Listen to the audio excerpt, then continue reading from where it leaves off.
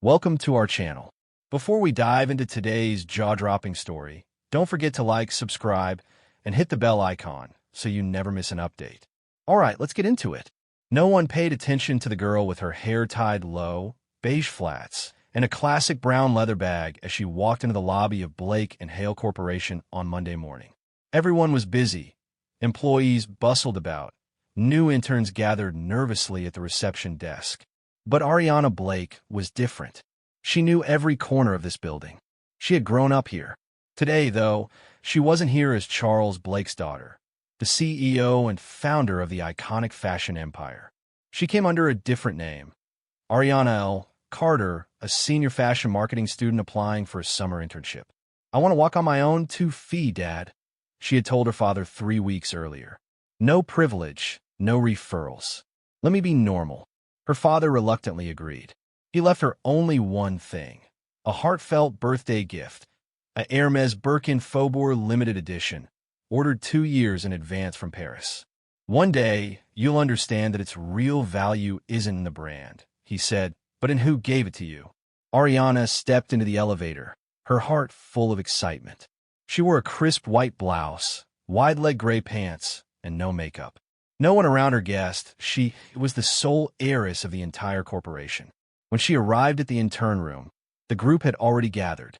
Their supervisor introduced each person. Then, the atmosphere shifted as a man walked in. Lincoln Hale, the young billionaire, co-founder of the company and golden face of American high fashion. "Hi, I'm Lincoln. I'll be overseeing the summer creative team. Show me something bold." All eyes admired him. Handsome, confident, magnetic. But Ariana stayed calm. They had met before at dinner parties with her father, but today, he didn't recognize her. Days later, the interns began their tasks. Ariana stood out with her practical mindset, sharp ideas, calm demeanor, and uncanny insight into market trends, as if she'd lived a decade in the field. Lincoln started to take notice. He couldn't help but be curious. "Where did you learn all this?" he asked one afternoon as they shared an elevator. "I grew up in a small tailoring shop in Texas." Ariana smiled, dodging the truth. "Clients are the best teachers." Lincoln chuckled. He liked her humility. Unlike many he met, loud, flashy, superficial, she was grounded and thoughtful. However, Crystal Monroe, Lincoln's glamorous girlfriend and a well-known model socialite, was far from pleased with Ariana's presence. Crystal had never cared for the company. She only visited to show off. But since Ariana arrived, Lincoln started canceling dinner plans, staying late for meetings, even praising the brilliant intern in boardroom discussions. Crystal felt her position threatened, and she wasn't going to let it slide. A week later, the company held a welcome party for the interns in the 19th floor gallery. Ariana arrived late after helping set up presentation materials. As she walked in, all eyes turned toward the Hermes Birkin Faubourg bag on her arm. Crystal, standing nearby, smiled sweetly and approached. "Oh, hey, intern girl. Finally got yourself a decent bag? Looks suspiciously like the knockoffs I saw at the flea market." Ariana smiled politely and tried to walk past. But Crystal grabbed her arm. "Let me check if it's sturdy, shall I?" And just like that, Crystal grabbed a pair of decorative scissors from the buffet table and slashed the bag across the front, R.I.P. A deep cut tearing through the luxury leather. The room froze. One of the senior designers gasped. "That's a real Birkin Faubourg, limited edition. There are only a handful worldwide, worth more than a Manhattan apartment." Lincoln rushed over, face pale. Crystal stood stunned, scissors still in hand. Ariana took a deep breath, then calmly said, "This was a birthday gift from my father, and he built this company." Gasps echoed around the room. "My real name is Ariana Blake." The room held its breath after Ariana's quiet statement. "My real name is Ariana Blake." Every eye turned to her, the girl in a white blouse, low ponytail, no makeup, but with a calm, unwavering gaze. In front of her lay the Hermes Birkin Faubourg bag, now bearing a long, brutal slash, the luxurious leather torn as if it were bleeding. Crystal stood frozen, her hand still trembling from holding the scissors. Her eyes darted from face to face, shifting from confusion to panic. Lincoln was the first to speak. "Ariana, you're Charles Blake's daughter?" Ariana nodded slightly. "I kept my identity hidden because I wanted to experience things like any other student. I didn't want people to treat me differently. I just wanted to be a regular intern." Lincoln swallowed hard. Crystal, on the other hand, took a shaky step back as if she'd been slapped. Her sneers, her mocking tone, her contempt, all came crashing back like thunder in her ears. But what frightened her more than Ariana was the name Blake. The mood in the room flipped entirely. Employees began whispering, some discreetly pulling out their phones to snap pictures of the damaged bag. A fashion icon turned into evidence of humiliation. One board member muttered under his breath, "If she's really Charles Blake's daughter, this'll be all over the press by morning." Crystal stammered, "I didn't know. She never said anything. How was I supposed to know it was real? I thought it was fake." Ariana turned to her, voice calm but deeply firm. "The issue isn't the bag. It's how you treat people you assume are beneath you." Lincoln stepped closer, his eyes locking with Crystal's. "Crystal, you crossed a line. You're taking her side now?" she snapped. "No," Lincoln replied quietly. "I'm standing on the side of what's right. And if you think degrading others is how you hold your place, then you never understood me at all." Crystal was stunned. Lincoln had never spoken to her like that before, not without his usual charm or patience. She opened her mouth to protest, but the room was filled with a different energy now. The stares were no longer admiring. They were stunned, some even disgusted. After the event, Ariana was invited to the executive floor. Though her father was traveling in Europe, the news had already reached him. His assistant called. "Your father is proud of how composed you stayed, but he's also furious about what happened." Ariana sighed. She had never intended for things to go this far. But she also knew, if boundaries aren't drawn, people will keep stepping over them. The next morning, Ariana entered the office as usual, holding her project pitch notes. No one joked around her now. Some greeted her hesitantly. Others tried to make conversation. Ariana remained the same, humble, polite, focused on her work. Lincoln found her during lunch break. "Ariana, I don't know what to say. You've completely blown me away, in the best way."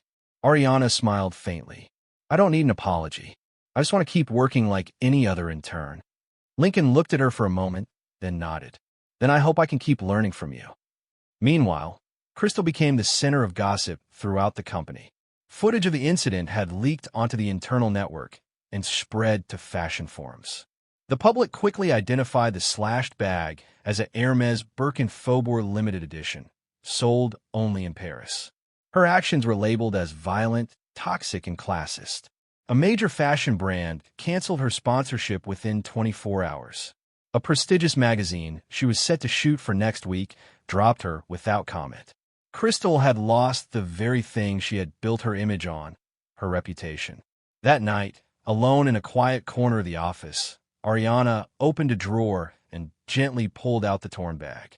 She ran her fingers over the slash, as if comforting a scar. She whispered, "They can cut a bag, but not my dignity."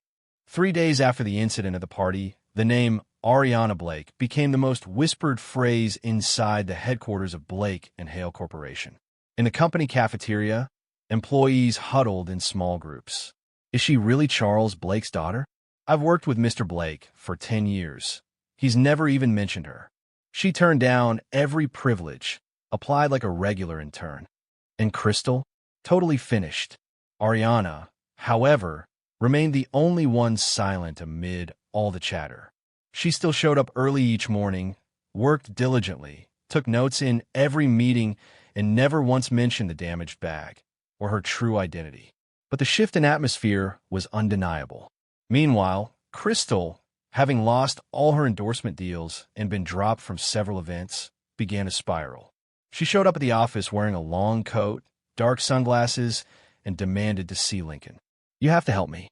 I'm being attacked everywhere. Social media is twisting everything." Lincoln kept his distance. "Crystal, the media is only reporting what you actually did. You think I can protect you from behavior, even you can't defend." Crystal stared at him, then snapped. "This is all her fault. That little intern, she set me up. Lincoln's voice turned cold. No, you never bothered to look closer. You saw a girl with simple clothes, flats, no makeup, and you decided she was beneath you. But you never once asked her name. A chilling silence followed. Then Lincoln added slowly. You didn't know her name because you never thought she was worth knowing. Elsewhere, Ariana was invited to a private strategy meeting with the executive board, not as an intern, but as the heir to the founder.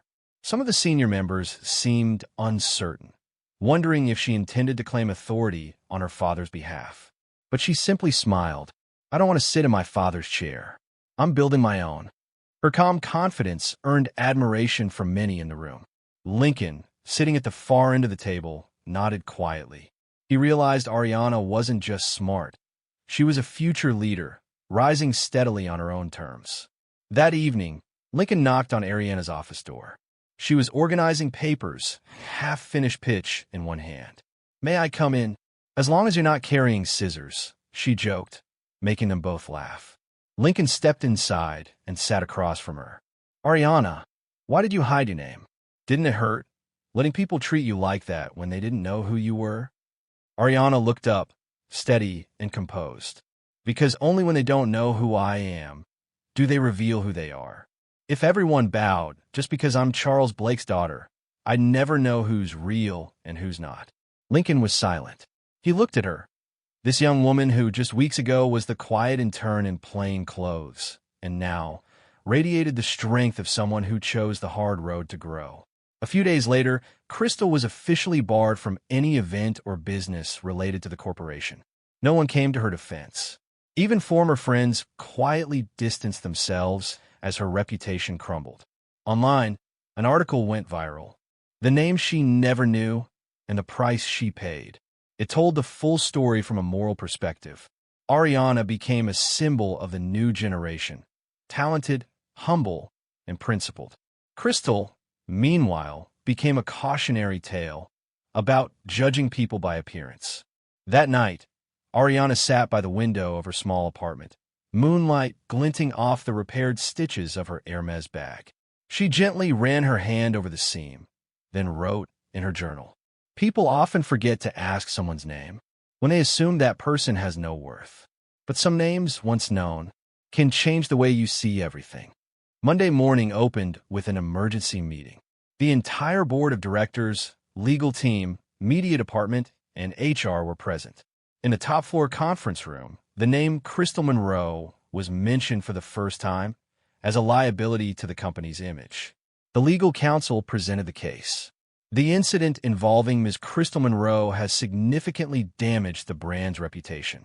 Partner companies have submitted formal requests to sever all associations with her. A senior executive added, she held no official role in the company. Her appearances at events were through Lincoln's personal invitation. But now, it has become a corporate issue. All eyes turned to Lincoln. He sat still, face composed. Then he looked up and said clearly, I apologize for letting my personal matters affect the company. I will take full responsibility. And I confirm, from today onward, I am terminating my relationship with Crystal Monroe. The room fell silent. Less than an hour later, Crystal received an official notice from the legal and security departments. She was banned from attending any events, entering any offices, or having access to any Blake and Hale properties. All her passes were revoked. She stormed into the building lobby, demanding to see Lincoln. Security blocked her path. Crystal shouted, I'm his girlfriend. I have a right to be here. The guard replied calmly, Not anymore, Ms. Monroe. The restriction is active. Employees and interns turned to watch the scene. Crystal wore dark sunglasses and smeared lipstick, but what hurt her most wasn't losing privilege. It was being dragged out of a world she thought belonged to her. Ariana witnessed it all from a distance. She felt no joy, no revenge, only clarity. To her, Crystal was a byproduct of a world obsessed with appearance and power, one that forgot decency and humanity. She returned to her office and focused on finishing the strategic proposal for the upcoming project. Lincoln knocked, this time holding a warm cup of coffee. Borrowed this for peace offering. The board was intense this morning. Ariana took the cup. They had every reason to be. Lincoln sat across from her, exhaling. I think this whole thing made me take a long look at myself. I let someone like Crystal into my life just because she fit a perfect image on the outside. Ariana said nothing. She just looked at him. He continued, but you walked into this company under a different name, with no title, no advantage. And in just weeks, you made people remember you. Not because of who your father is, but because of what you can do. He paused, eyes softening. I don't even know when it started, but I've grown to admire you more than I ever expected. That weekend, an internal event was held to present the Summer Intern's creative campaign. Ariana was invited to speak in front of hundreds of employees, executives, and a few discreet members of the press. She stepped onto the stage, microphone in hand, voice clear and steady. I'm not here to represent my family. I'm here for those who've been underestimated, dismissed, just because they chose to walk quietly, but truthfully. Thunderous applause filled the hall. As Ariana stepped down from the stage, Lincoln walked toward her. He leaned in and whispered, "Today, the world knows you as Ariana Blake. But to me, you've always been the Ariana to be proud of since day one." The next morning, headlines read, "From slashed bag to boardroom star, Ariana Blake and the power of character." 1 month after the company's scandal, Ariana walked down the 20th floor hallway no longer as the quiet intern with a low ponytail. She still dressed simply, still wore flats, but now, every glance in her direction was different. Admiration, respect, and high expectations. Ariana had never craved fame, but she understood now. When you stand tall through the storm, people begin to listen.